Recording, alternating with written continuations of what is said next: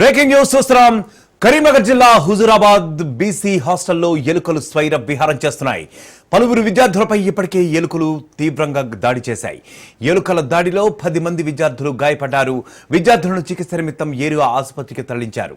Class room లో ఎలుకల స్వైర విహారంతో students భయాందోళనలకు గురవుతున్నారు. విద్యార్థులను స్కూల్ కు పంపేందుకు తల్లిదండ్రులు కూడా మరోవైపు నుంచి జంకుతున్న పరిస్థితి ఉంది. ఎలుకలు కరవకుండా ముందస్తుగా తగిన జాగ్రత్తలు తీసుకుంటున్నామని ప్రిన్సిపల్ రాణి తెలిపారు. స్కూల్ బిల్డింగ్ పక్కన చెత్తాచెదారం రైస్ మిల్ ఉండటంతో ఎలుకలు ఎక్కువగా వస్తున్నాయని ప్రిన్సిపల్ తెలియజేసిన సందర్భం ఉంది. మాట్లాడడం లేదు కదా, అయిందా కాలేదా అనేది నేను ఏమంటున్నానంటే, కేసీఆర్ గారు ఉన్నప్పుడు లక్షల రూపాయలు పెట్టి ఒక్కొక్క విద్యార్థికి 1,85,000 రూపాయలు పెట్టి మంచిగా ఇచ్చినటువంటి సందర్భం. ఇలా వీళ్ళకి అసలు రక్షణ లేకుండా పోయిందనే దాని మీదనే, అంటే ప్రభుత్వం అనేది పట్టించుకుంటలేదు అన్న దాని మీద. మీ మీద ఏం లేదు, మాకు మీరు ఉద్యోగులు సార్, మీరు ఉద్యోగులు ఆగుతుంది. మాట్లాడే రాదు, కొరికిందా? అదే కొరికితేనే కదా నీకు ఎలుకలు వచ్చినాయా రాలేదా? 12 మంది పిల్లలకి కాదు సార్, ర్యాట్ వస్తుంది అని మళ్ళీ బోన్స్ పెట్టించేసాం సార్. బోన్స్ పెట్టేసేసాం పిల్లడికి, అంటే ర్యాట్ వచ్చిందట, వచ్చిన వల్లే బోన్స్ పెట్టించేసాం ప్రతి క్లాస్లో.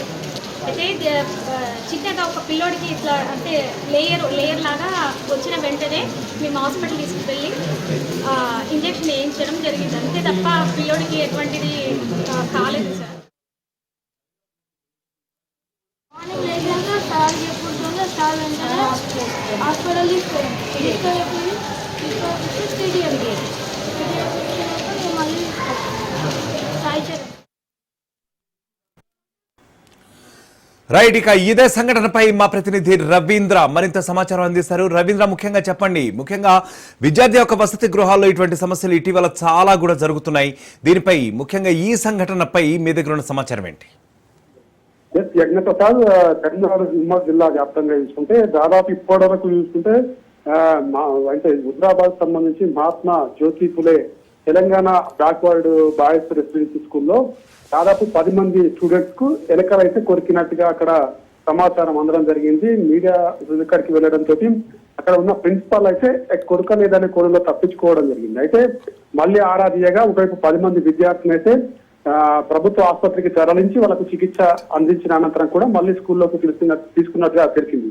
అయితే ఇదే విధంగా గవర్నమెంట్ కు సంబంధించిన ప్రభుత్వకు సంబంధించిన పాఠశాలలు, అదే విధంగా కొన్ని హాస్టళ్లలో కూడా ఇటువంటి సమస్యలు అయితే చాలా నెలకొంటున్న పరిస్థితి కనబడుతుంది. ప్రధానంగా ఈ హుజూరాబాద్ సంబంధించిన ఈ అక్కడ స్కూల్లోనైతే దాని పక్కకే ఒకవైపు రైస్ మిల్లులు, అదే విధంగా దాని చుట్టుపక్కల చెదారం అనేది కూడా చేరుకోవడంతో ఆ ఎలుకలు కావచ్చు చాలా చోట్ల మనం చూసుకున్నాం. అటు మెడికల్ కి సంబంధించి అటు కూడా హాస్టల్స్లలో, అదేవిధంగా కొరట్లకు సంబంధించి, అదేవిధంగా కొన్ని హాస్టళ్లలో ఇప్పటివరకే విద్యార్థులకు పాము కాట్లు కూడా కావడం జరిగింది. వాళ్ళకు కూడా చాలా సీరియస్. అదేవిధంగా మెడికల్ కి సంబంధించి అక్కడ ఒక విద్యార్థి చనిపోవడం, ఇట్లాంటి హాస్టళ్లలో ఇటువంటి సంఘటనలు చోటు చేసుకుంటున్నాయి చాలా వరకు. అయితే ఈ రోజు ప్రత్యేకంగా ఇటు హుజూరాబాద్ సంబంధించి అక్కడ బ్యాక్వర్డ్ స్కూల్లో కూడా ఈ సంఘటన చోటు చేసుకోవడంతో అక్కడ ఉన్న ప్రిన్సిపాల్ అయితే ఏం జరగలేదని కోణంలో మాట్లాడడం జరిగింది. అనంతరం అది బయటకు వెలువడడం జరిగింది. అయితే ఇటువంటి హాస్టళ్లలో ఇటువంటి సంఘటనలు చాలా వరకు చోటు చేసుకుంటున్నాయి. కానీ అక్కడ ఉన్న సిబ్బంది కావచ్చు, ఒకవైపు అక్కడ పరిసర ప్రాంతాలను వాళ్ళు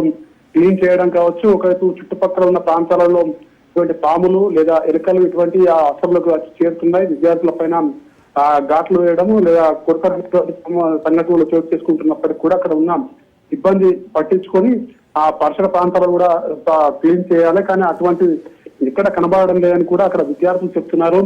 మాకు వచ్చి ఎలుకలు కొరుకుతున్నాయి, కొరికినప్పటికీ కూడా ఇక్కడ ఉన్న సిబ్బంది పట్టించుకోవడం లేదని వాళ్ళు స్పష్టంగా దాంట్లో మాట్లాడుతున్న పరిస్థితి అయితే కనబడుతుంది. జిల్లా వ్యాప్తంగా ఉన్న స్కూళ్ళలో మాత్రం ఎటువంటి చర్యలు ఇటువంటివి జరుగుతున్నాయి, కానీ ఎవరు స్పందించడం లేదని కూడా విద్యార్థులు స్పష్టంగా చెప్తున్నారు. ఇప్పటికైనా కానీ విద్యాశాఖకు సంబంధించిన అధికారులు అయితే దీనిపైన స్పష్టంగా ఒక చర్యలు తీసుకొని ఎక్కడెక్కడైతే హాస్టల్ స్కూల్ ఉన్నాయో వాటిపైన ఎప్పటికప్పుడు తనిఖీలు చేయడము, ఇక్కడ హాస్టల్లో ఏ విధంగా ఉంది, విద్యార్థులు సరిగా ఉన్నారా, వాళ్ళకి ఏమైనా ఇబ్బందులు ఉన్నాయనే కోణంలో వాళ్ళు ఒకవైపు వెరిఫికేషన్ చేయాలి. అక్కడ సందర్శించి దానికి సంబంధించిన పూర్తి వివరాలు సేకరించాలి. ఎటువంటి ఇబ్బందులు వాటిని నివారించే దిశగా వెళ్ళాలి. కానీ ఎటువంటి నివారణ చర్యలు చేపట్టలేరు.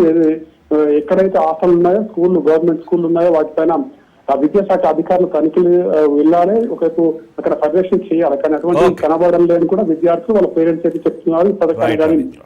ఎక్కడెక్కడ ప్రమాదం చూపిస్తున్నా వాటిని ఎల్లవేళ పట్టించుకొని ఒకవైపు తీసుకోవాలని కూడా అక్కడ విద్యార్థులు అయితే చెప్తున్న పరిస్థితి కనబడుతుంది. Right Ravindra, thank you.